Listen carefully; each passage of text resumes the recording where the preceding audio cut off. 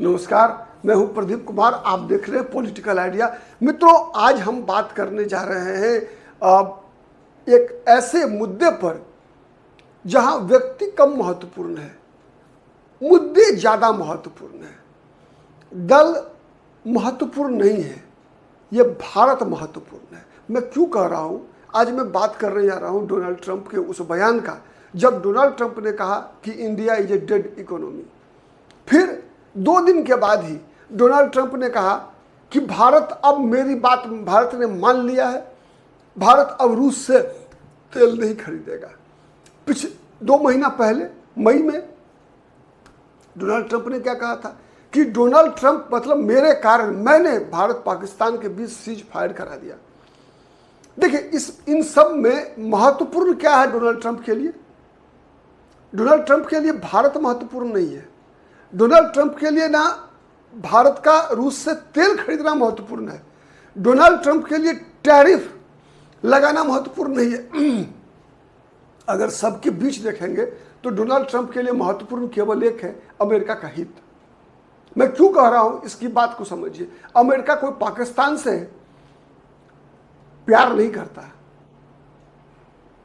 वैसे ही जैसे Donald Trump पिछले कार्यकाल में भारत से प्यार नहीं करता था, उसी तरीके से हमें देखना चाहिए। आज जिस मुद्दे पर हम बातचीत करने के लिए आपके समक्ष है, वो मुद्दा है शशि थरूर। शशि थरूर ने राहुल गांधी के बयान से अलग लाइन लिया है। लोगों को लग सकता है कि शशि थरूर कांग्रेस छोड़ सकते हैं, लोगों को लग सकता है कि शशि थरूर बीजेपी के प्रधानमंत्री नरेंद्र मोदी के बचाव में बयान दे रहे हैं। लेकिन अगर मान लीजिए, फॉर एग्जाम्पल मैं कहता हूं, अगर कोई व्यक्ति लोभ से ही, शशि थरूर जैसा व्यक्ति लालच से ही कोई ऐसा बयान देता है जिससे कि देश को फायदा होता हो, कारण जो भी रहा हो, उसे देश को स्वागत करना चाहिए या विरोध करना चाहिए? आप सोचिएगा। एक दूसरा मुद्दा क्या है कि हम क्यों ढूंढे इसमें कि शशि थरूर का मकसद क्या है? हम क्यों नहीं ये ढूंढे कि भारत का हित किस में है? वैसे ही जैसे डोनाल्ड ट्रंप के लिए अमेरिका का हित किस में है। डोनाल्ड ट्रंप के लिए ना पाकिस्तान इंपॉर्टेंट है, ना भारत इंपॉर्टेंट है, ना पाकिस्तान के मुद्दे महत्वपूर्ण है, ना भारत के मुद्दे महत्वपूर्ण है।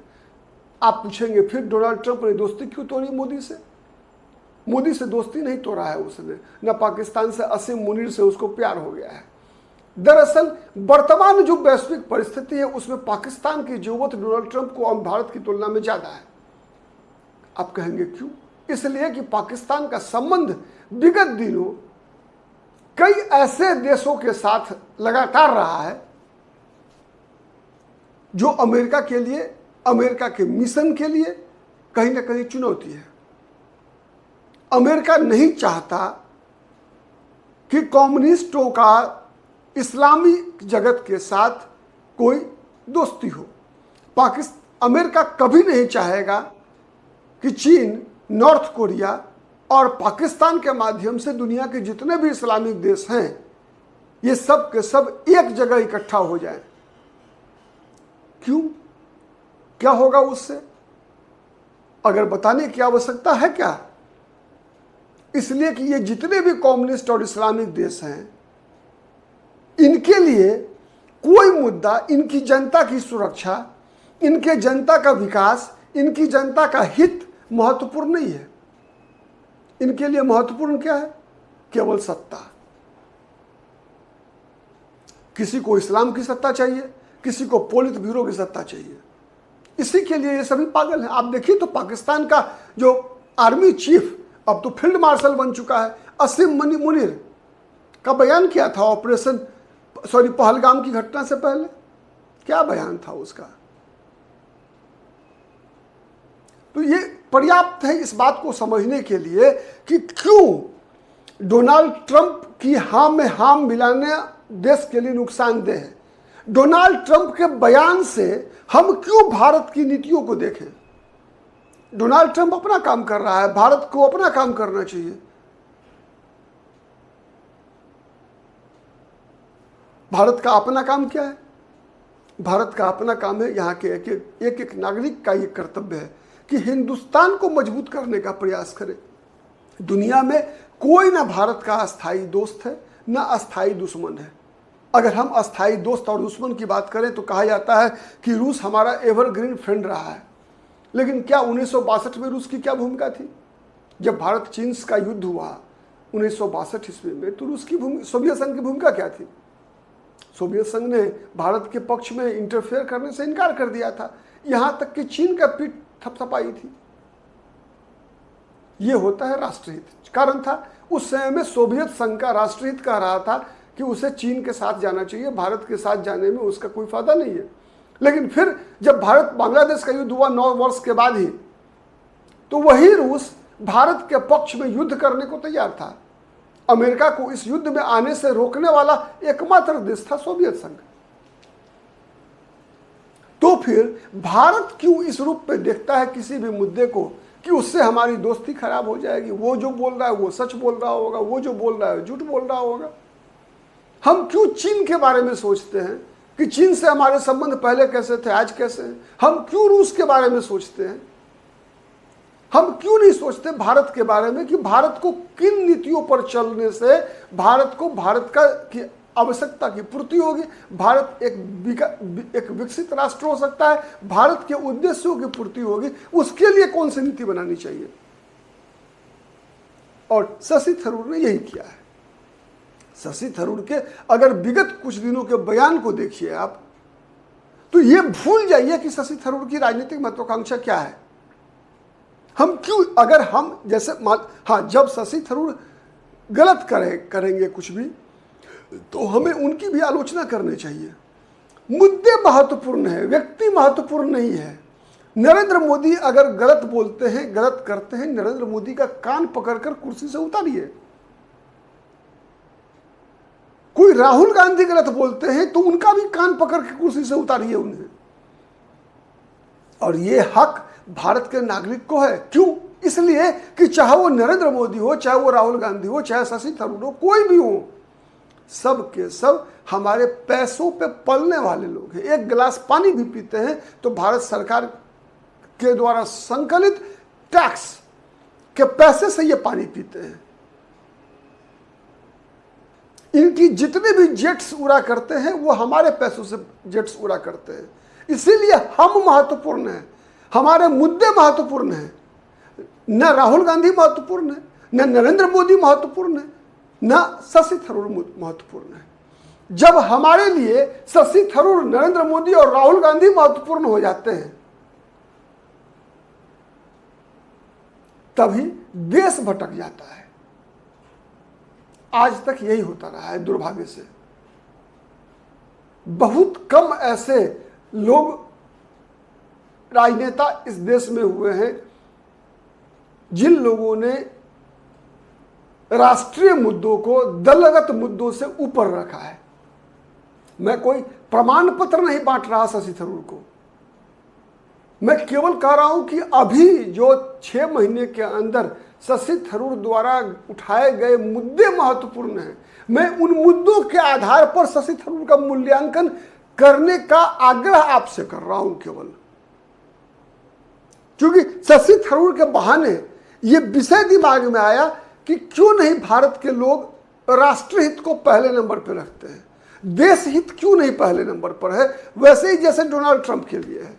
डोनाल्ड ट्रंप को जब भारत की जरूरत होती है तो भारत के पक्ष में वो पाकिस्तान को इस्लामिक टेररिज्म, मतलब इस्लाम को ही आतंकवाद कहता था डोनाल्ड ट्रंप। याद कर लीजिए आप याद कीजिए डोनाल्ड ट्रंप के पिछले कार्यकाल को। डोनाल्ड ट्रंप के जितने भी बयान थे वो केवल और केवल नरेंद्र मोदी की राजनीति को मजबूत कर रहा था या नहीं।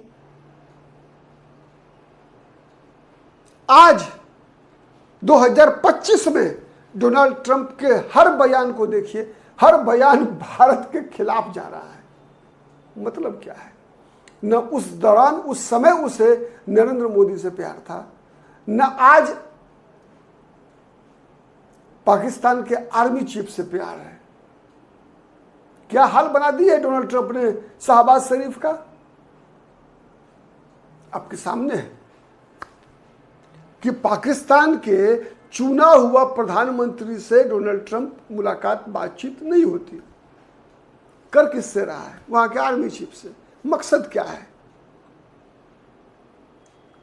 इस बात को भारत के राजनीति जगत के राजनेता क्यों नहीं समझ पाते?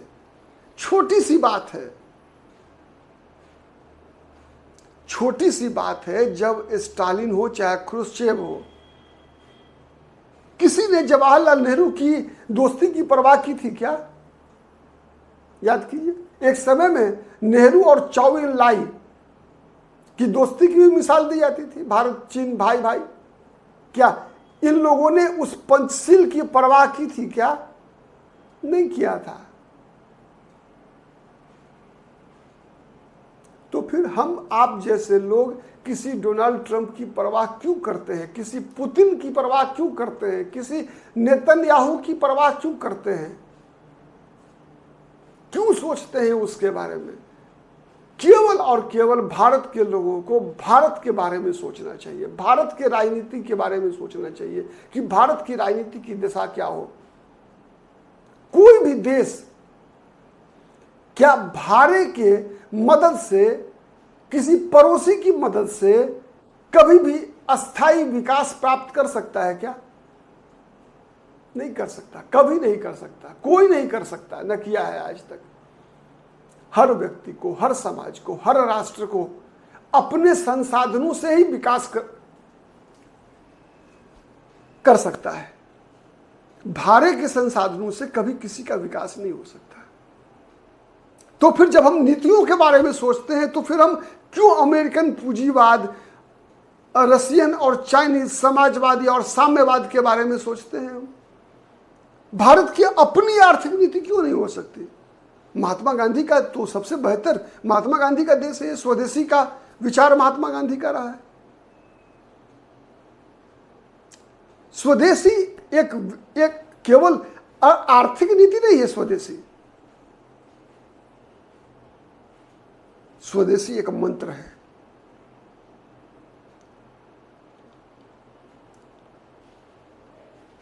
एक भावना है, एक जीवन शैली है।